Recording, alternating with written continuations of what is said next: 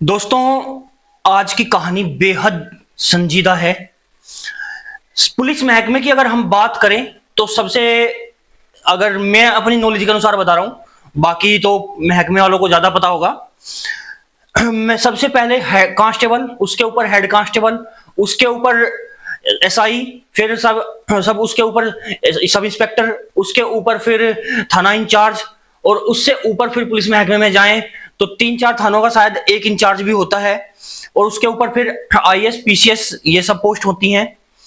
और सबसे ऊपर पीसीएस में भी अगर चले जाएं तो उसमें कहा जाता है कि सबसे ऊपर जो पूरे यूपी, जैसे पूरा यूपी हो गया, पूरा एक प्रदेश का एक होता है डीजीपी।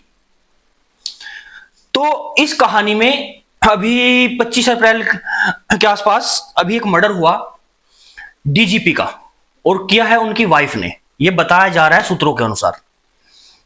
तो क्या है आज की घटना, तो चलिए कहानी की ओर बढ़ते हैं। एक ये लो लेवल मामला नहीं है। डीजीपी जो होते हैं वो पूरे पुलिस के एक सबसे ऊपर पोस्ट होती है।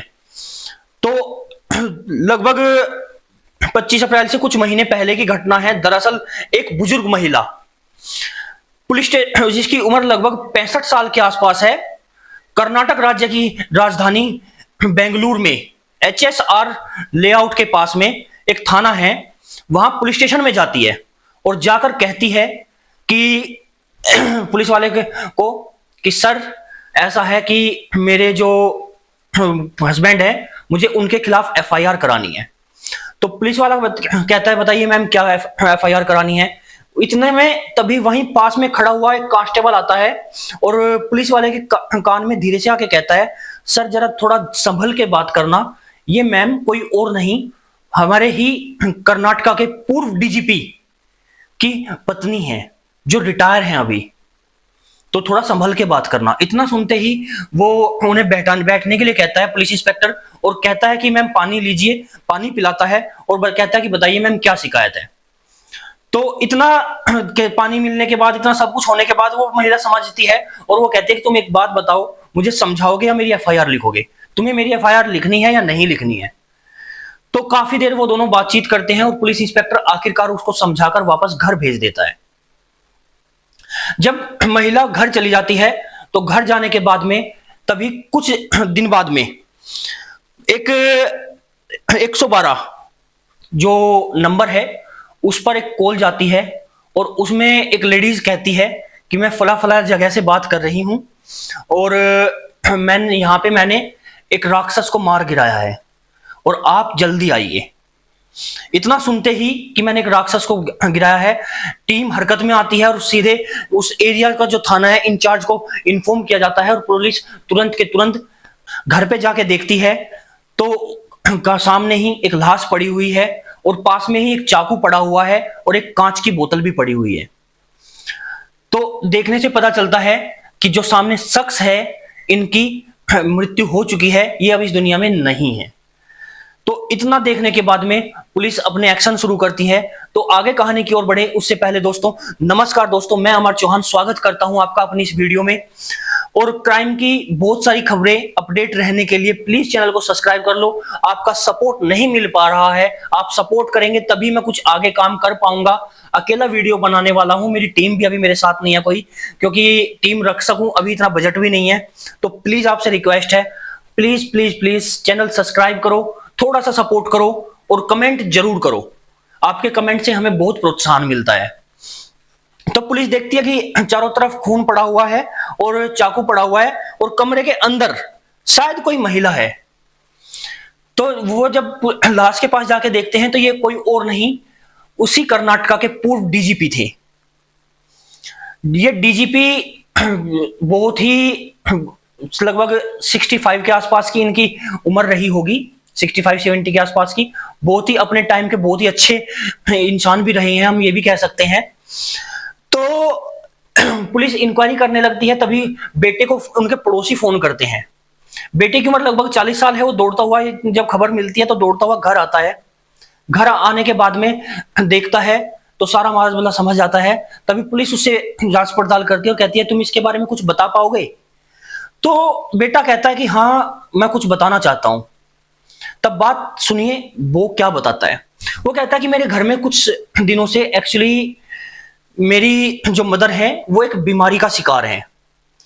बीमारी का नाम किसी वजह से मैं मेंशन नहीं कर रहा हूं। तो वो एक बीमारी का शिकार है, उनको इमेजिनेशन हेलुसिनेशन उनके माइंड में चलते रहते हैं। अक्सर उसको लगा करता था कि उसका जो हस्बैंड है वो हाथ में बंदूक लेकर घूम रहा है, जबकि ऐसा कभी कुछ नहीं होता था। दिमाग में चलने वाले थॉट सामने, ये बीमारी ऐसी है कि सामने ऐसे चिन्ह, ऐसी घटनाएं दिखने लगती हैं कि ऐसा सच में हो रहा है, जबकि ऐसा कभी होता ही नहीं है। तो उसके बाद में वो बताता है कि मेरी माँ बहुत बीमार है और इनका इलाज भी चल रहा है पिछले 3 साल से। 3 साल से इनका इलाज चलते हुए हो गई है, लेकिन अभी कुछ दिनों पहले मामला कुछ ज्यादा बढ़ गया। तो मेरे जो पिताजी थे वो कुछ दिनों के लिए मेरी जो मौसी हैं, पिताजी की जो बहन है, उनके पास रहने के लिए गए थे। वहां आराम से शांति से रह रहे थे, लेकिन इसी बीच में मेरी जो बहन है वो जाती है और अपने पापा के साथ में बहुत ज्यादा उनको मनाती है, रिक्वेस्ट करती है कि वापस घर चलिए, घर पे कुछ नहीं होगा, मैं साथ में रहूंगी, कुछ होने नहीं दूंगी। तभी पापा उनकी बात मान लेते हैं और वापस घर आते हैं। और घर आने के बाद में आपने जो देखा, आपके जो सामने व्यवहार है और जो सीन है वो सामने उत्पन्न होता है। एक्चुअली दोस्तों, ये मर्डर इस ने जो हस्बैंड, इनकी जो वाइफ ने किया ओम प्रकाश सिंह इनका नाम है। इन्होंने जो किया ये किसी वजह से नहीं किया, इन्हें सिर्फ माइंड में ऐसा एल्यूजेशन लगता था, मतलब ऐसी प्रक्रियाएं इनके माइंड में चलती थी कि इनको लगता था कि मेरे तरफ आने, सामने की तरफ मेरे हस्बैंड गन लेके घूम रहे हैं, कभी चाकू लेके घूम रहे हैं, वो मुझे मार देंगे। इस बीमारी में क्या होता है, फिजियोशोना करके कुछ ऐसी बीमारी है, पूरा नाम तो नहीं खोलूंगा मैं। तो उसमें क्या होता है कि हमें आसपास में वातावरण में कुछ ऐसी चीजें दिखने लगती हैं और महसूस होने लगती हैं जो वास्तविकता में उनका कोई अस्तित्व ही नहीं होता है। तो वो इस बीमारी में उनकी पत्नी को दिखने लगी थी, जिसका इलाज पिछले 3 साल से चल रहा था। लेकिन फिर भी वो अपने आप को समझाने के बजाय, वो ट्रीटमेंट और बेटर चल ही रहा था, तो ये एफआईआर कराने थाने में भी जाती है। एफआईआर में भी कहते हैं कि मेरा हस्बैंड बंदूक लेके घूमता रहता है घर में। लेकिन जब एफआईआर ने लिखी होती तो ये कत्ल करती है और खुद ही फोन करती है। तो बताया जा रहा है, बॉडी और पोस्टमार्टम और सूत्रों से पता चलता है कि जो डीजीपी साहब थे वो बैठे हुए खाना खा रहे थे, उनको नाश्ते में खाना परोसा गया। जब खाना खा रहे थे तो अचानक से उनके सामने जो वाइफ उनकी बैठी हुई थी वो हाथ में मिर्च उठाती है और आंखों में झोंक देती है। और जब वो झोंकती है आंखों में तो उनकी आंखों में जलन होती है, तो वो एकदम से परेशान होते हैं और पानी से मुंह धो ही रहे होते हैं। तभी उनकी वाइफ उनके ऊपर चाकुओं से वार करती है। और जब उनकी वाइफ उनके ऊपर चाकुओं से वार करने लगती है, लगभग 12-13 वार चाकू से करती है। चाकू से वार करने के बाद में वो जब 12-13 वार हो जाते हैं तो वो उनके पास बैठ के और उनको देखती है कि ये अभी जिंदा हैं या नहीं है।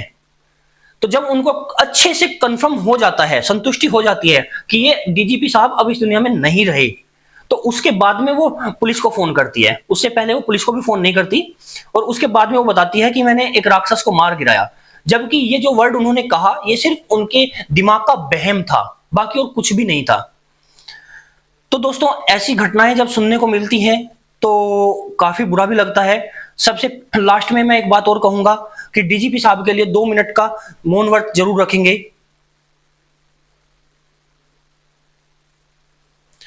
तो दोस्तों, ओम श्री राम।